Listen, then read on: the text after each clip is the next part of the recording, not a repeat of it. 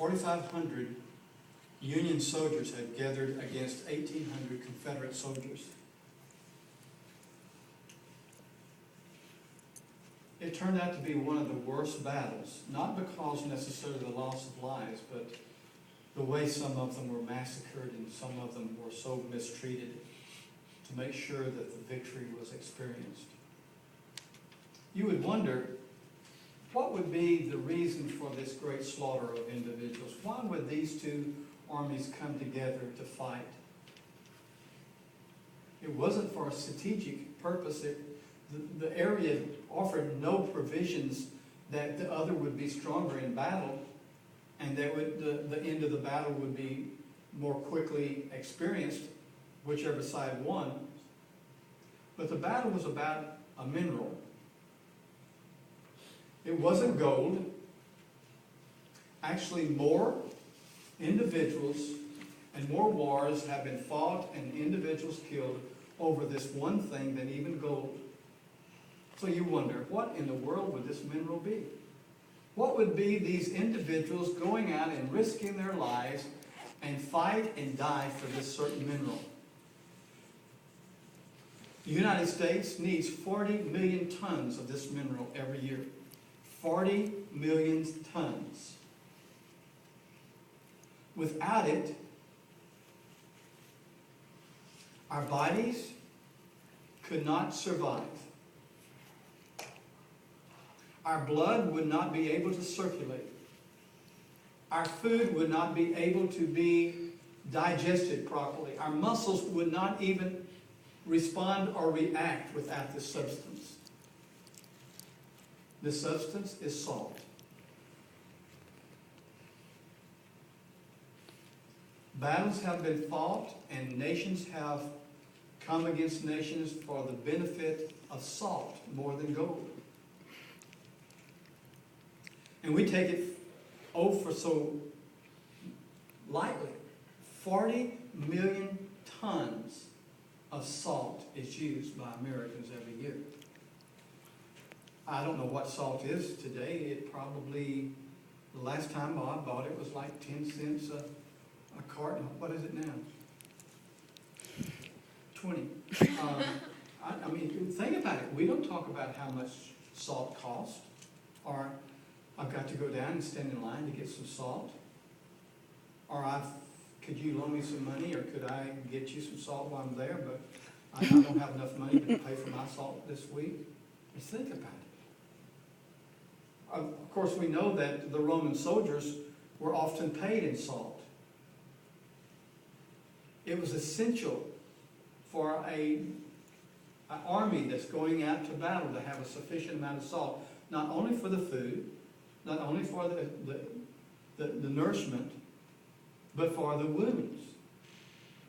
So when Jesus is gathered together on the Mount of Beatitudes and he's bringing to the individuals this opportunity to understand something beyond all understandings, you are the salt of the earth. If the salt has become tasteless, how will it be made salty again? It is good for nothing anymore except to be thrown out and trampled underfoot by men. If the salt has lost its savor, if it is no longer doable, beneficial, what good is it? I want you to see a video and then I will continue. Good morning, Brayden. Good morning. Good morning, Madison. Good morning, Johanna. Good morning, Johnny. People are always asking me why. Why do the same thing every year? Why not move on? And I say, if it ain't broke, don't fix it. Johnny? Present. I'm comfortable. I know the routine. United States of America. And to the republic. I'm pretty popular around here. I do really well in sports. Well, I'm just very successful here. Why would I go and mess that up by graduating? I mean, in the first grade, I may not know all the answers. D, dog, E. The hours are longer. here they don't even have nap time. I mean, I just don't see the upside. Then first grade leads to second grade, second to third. Then you're in high school reading boring books with no pictures.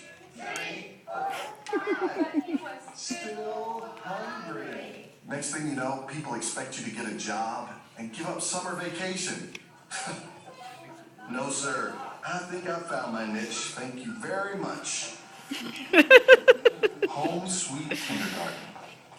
Besides, I mean, what if I failed first grade? How humiliating would that be? No, just don't think I can handle that kind of embarrassment.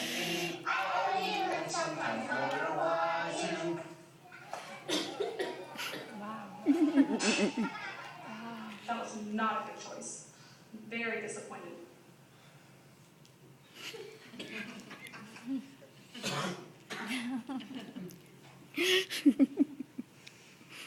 What is salt good for if it's not used?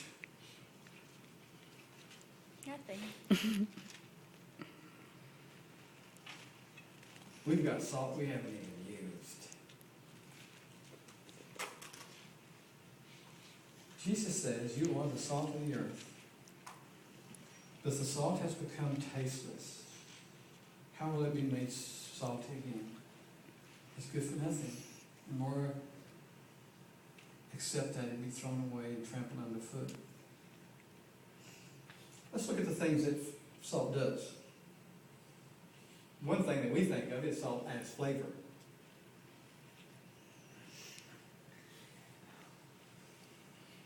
Too much of it is just a little bit, too much flavor, huh?